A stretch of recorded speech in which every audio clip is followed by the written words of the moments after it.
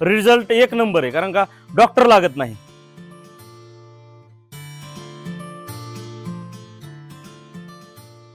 नमस्कार, मी उमेश दिगंबर तावरे, राहणार जिन्नर, तालुका वाशी, जिल्हा धाराशिव। 2017 साली गायी आपल्याकडं 10 होत्या। खुराक जरा दुसऱ्या पद्धतीचा वापरत होतो। पुन्हा अचानक वाशी तालुक्यामध्ये साळुंके साहेबाची गाठ पडली आणि ते म्हणले असे जरा डायमंडचं खाद्य वापरा।